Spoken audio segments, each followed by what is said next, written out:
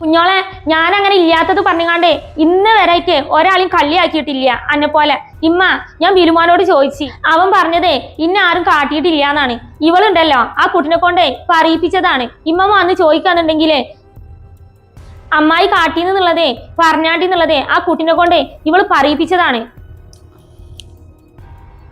ഓ, ബിലുവിനെ കൊണ്ട് ഇവിടെ എല്ലാതും പറയിപ്പിച്ചെന്നാ തോന്നണത്. ഇനിയിപ്പോൾ എന്താ ചെയ്യാ?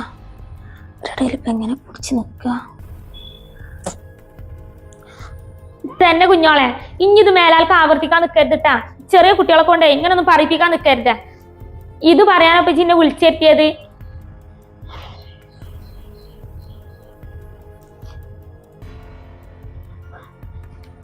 ഞാനും കരുതി എന്ത് ആനക്കാരിയാണാവുന്ന അന്റെ വിളിച്ചു കൂവല് കണ്ടപ്പോൾ. കുഞ്ഞോളെ ഇനി ഇങ്ങനൊന്നും ചെയ്യാൻ നിൽക്കരുതിട്ടാ. മനുഷ്യന് നേരെ വെക്കുണ്ട്, പോയി കുളിക്കട്ടെ. വിളിയും തെളിയും കേട്ടപ്പോൾ ഞാനും കരുതി എന്താ ആനക്കാരിയാണാവുന്നുള്ളത്.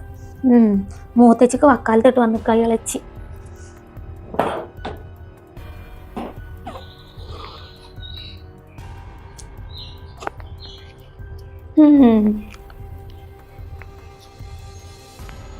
ആ, തള്ളി മകളും കൂടി ഒത്തിട്ടുള്ള പരിപാടിയാണ്.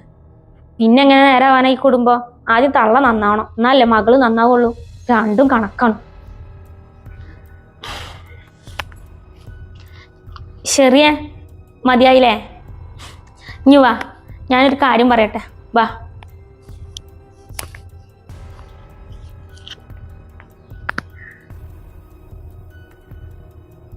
ഈ എന്തിനാ ശരിയേ ഉമ്മാനോട് പോയി ചോദിക്കാൻ പോയത്?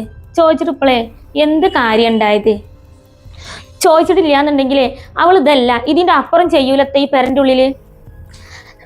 എടി, നമ്മളിപ്പോ എന്ത് ചോദിച്ചിട്ടും കാര്യമില്ല. ഈ ഒരു കാര്യം മനസ്സിലാക്കണം. അവര് ഇമ്മയും മോളുമാണ്. മകള് തെറ്റ് ചെയ്തിട്ടുണ്ടെങ്കിലേ ഇമ്മ കൂട്ട് നിൽക്കന്നെ ചെയ്യുള്ളൂ. കാരണം എന്താണെന്നറിയോ? നമ്മൾ വന്നു കയറിയ മരുമക്കളും അത് ഇമ്മയും മോളുമാണ്. ഇമ്മാക്കിപ്പം നമ്മളെ മുന്നിലിട്ടുങ്ങാണ്ടേ അവളെ കാട്ടാൻ പറ്റൂലല്ലേ, ചീത്തയും പറയില്ല.